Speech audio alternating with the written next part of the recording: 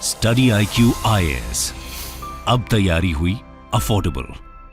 नमस्कार दोस्तों, I am sure आप सभी लोगों ने सुना होगा कि रिसेंटली दिल्ली में एक बहुत ही दर्दनीय घटना सामने आई थी और यहाँ पर जो मर्डरर है आफ्ताब, उसका नार्को टेस्ट किया जाएगा। अब देखिए, यहाँ पर भले ही मीडिया के अंदर या फिर कहीं पर भी कितना भी प्रूव हो जाए कि आफ्ताब ही मर्डर है श्रद्धा का, लेकिन आपको समझना है कि अल्टीमेटली कोर्ट के अंदर यहाँ पर सिद्ध करना होता है पुलिस को, ताकि सख्त से सख्त सजा सुनाई जाए। तो ये अगर आप देखो कि जो लेटेस्ट यहाँ पर खबर आई है, accused Aftab Poonawala to undergo narco test in Shraddha murder case, तो यहाँ पर आपके एग्जाम पॉइंट ऑफ व्यू से अब इंपॉर्टेंट हो जाता है, क्योंकि बहुत ही हाई प्रोफाइल केस हो गया है।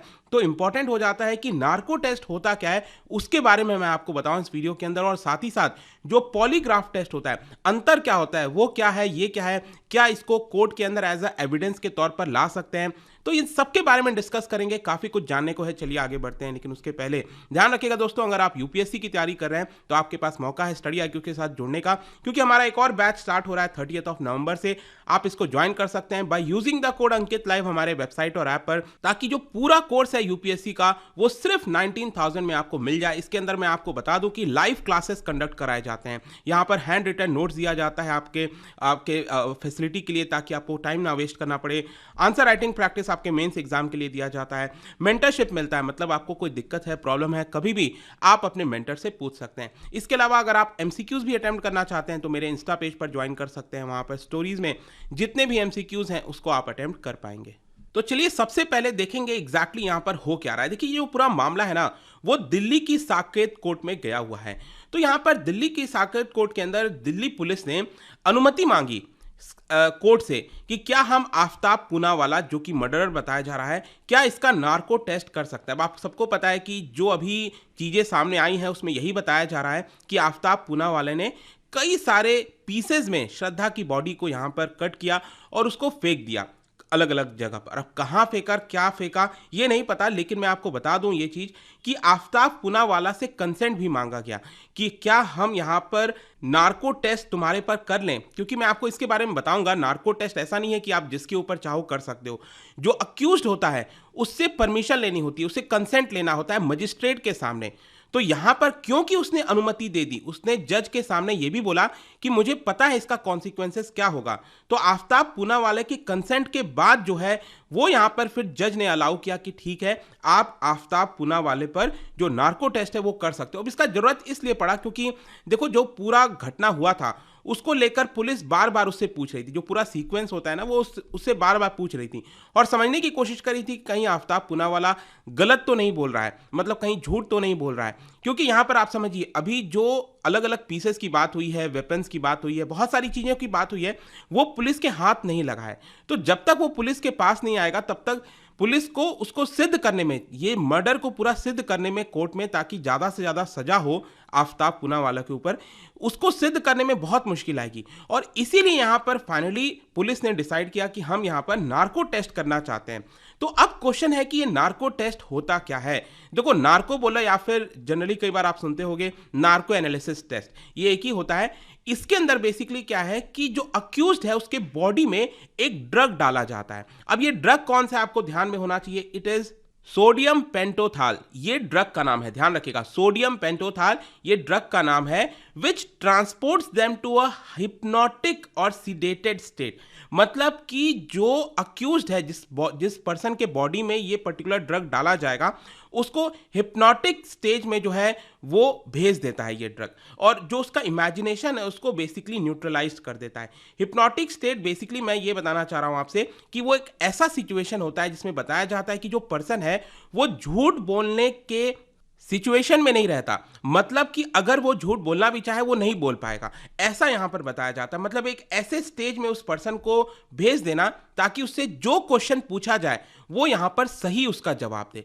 तो इसी के करने के लिए यहां पर जो ड्रग है वो आपका दिया जाता है। अब सोडियम पेंटोथाल अगर आप देखोगे, it is a fast acting short duration anaesthetic. Anaesthesia आपको पता होगा ना, जैसे कि मान लो कोई सर्जरी वगैरह कराया जाता है तो ये एनेस्थीसिया दिया जाता है, तो वही चीज है बेसिकली। लेकिन यहां पर क्या है ना, डिपेंड करता है कि उस पर्सन की एज कितनी है, क्या उसको कितना ड्रग देना चाहिए, क्या उसको वो सहन कर पाएगा कि नहीं कर पाएगा, क्योंकि ये लाइफ थ्रेटनिंग भी हो सकता है। अगर बहुत ज़्यादा मात्रा में ये ड्रग दे दिया गया तो उस पर्सन की मृत्यु भी हो सकती है। तो ये सारे कंसेंट अक्यूज्ड को पता होना चाहिए, और इसीलिए यहाँ पर जो जज है उन्होंने पूछा आफ्ताब पूनावाला से कि क्या आपको इसके बारे में जो कॉन्सिक्वेंसेज है वो पता है। तो आफ्ताब पूनावाला ने कहा कि हाँ मुझे पता है, मैं फिर भी यहाँ पर कंसेंट अपना दे रहा हूँ। तो बेसिकली आपको यह समझना है कि ये जो सोडियम पेंटोथाल है ये सेंट्रल नर्वस सिस्टम पर डायरेक्टली असर करता है, जिसकी वजह से यहाँ पर जो सोचने समझने की जो शक्ति होती है ना वो एक प्रकार से कमज़ोर हो जाती है उस पर्सन की। और इसको ट्रुथ सीरम भी बोलते हैं, क्योंकि उस सिचुएशन में आकर जो पर्सन है वो सिर्फ सच ही बोलता है, ऐसा यहाँ पर बताया जाता है। और इनफैक्ट बोला जाता है कि वर्ल्ड वॉर 2 के दौरान जो है वो इंटेलिजेंस ऑपरेटिव्स ने यहाँ पर इसका काफ़ी इस्तेमाल किया था। जो एनिमी जो पर्सन होता है उसको कैप्चर करके उसको ये नार्को टेस्ट के माध्यम से काफ़ी सारे सच उगलवाने की कोशिश की, ताकि एनिमी के जो सीक्रेट्स हैं वो यहाँ पर पता चल सकें। लेकिन जैसा मैंने बताया कि ये जो डोज है वो बहुत ही ध्यानपूर्वक देना होता है, एक प्रॉपर डॉक्टर के गाइडेंस में ही होगा। It depends upon the person sex, age, health, physical condition कैसा है, उसी हिसाब से यहाँ पर उसको ड्रग जो है वो दिया जाता है। लेकिन इसके साथ साथ सच उगलवाने के लिए यहाँ पर आपने देखा होगा एक और टेस्ट का अक्सर चर्चा होता है इसके साथ, वो है आपका पॉलीग्राफ टेस्ट। ठीक है, तो क्या पॉलीग्राफ और नार्को टेस्ट एक ही है? नहीं, बिल्कुल भी नहीं, ये दोनों अलग होते हैं। देखो यहाँ पर पॉलीग्राफ टेस्ट में बेसिकली ये अज्यूम किया जाता है कि पर्सन से जो हम सवाल पूछ रहे हैं वो पर्सन गलत जवाब दे रहा है। तो होता क्या है ना कि जैसे कि मान लो जब आप कोई जवाब दे रहे हो, आप अगर सच बोल रहे हो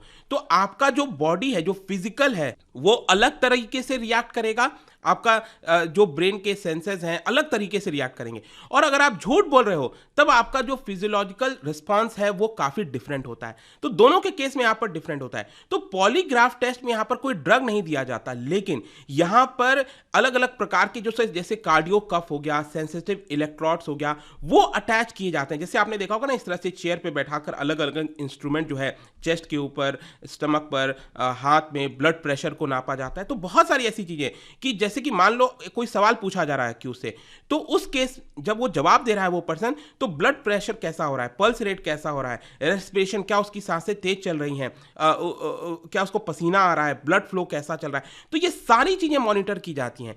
तो ये इंस्ट्रूमेंट होता है बेसिकली, जिसके माध्यम से यहां पर क्या होता है कि अल्टीमेटली एक न्यूमेरिकल वैल्यू दे दी जाती है। मान लो कोई सवाल पूछा गया कि क्या तुमने इसका मर्डर किया, तो उस केस में यहां पर जिस तरह का उसके बॉडी का रिस्पांस होगा उसको एक न्यूमेरिकल वैल्यू दे दी जाएगी, 6, 8, 10 जो भी है, एंड उसके हिसाब से डिसाइड किया जाता है कि क्या वो पर्सन सच बोल रहा था कि गलत बोल रहा था। अब इस तरह का जो टेस्ट है वो पहली बार बताया जाता है कि 19th सेंचुरी में किया गया था इटालियन क्रिमिनोलॉजिस्ट के द्वारा, जिन्होंने यहां पर ब्लड प्रेशर में जो चेंजेस होते हैं उसके माध्यम से पता लगाने की कोशिश की। उसके बाद आगे चलकर धीरे धीरे कई सारे मशीन्स को बनाया गया, जैसे कि अमेरिकन फिजियोलॉजिस्ट हैं, उन्होंने 1914 में बनाया। आगे चलकर कैलिफोर्निया की पुलिस ऑफिसर ने यहाँ पर अलग प्रकार का मशीन्स बनाया ताकि चीज़ों को आसान बनाया जा सके कि कौन सा पर्सन झूठ बोल रहा है कि गलत बोल रहा है। तो नार्को टेस्ट और पॉलीग्राफ टेस्ट, आई होप कि दोनों चीजें आपको अच्छे से पता चल गई होंगी। लेकिन क्वेश्चन ये है कि अब क्या इसका इस्तेमाल किया जा रहा है, क्यों किया जा रहा है? देखो, रीसेंट टाइम्स में जो इन्वेस्टिगेटिंग एजेंसीज हैं वो इसका काफी इस्तेमाल करने लग गई हैं। इसका कारण मैं आपको बताता हूं।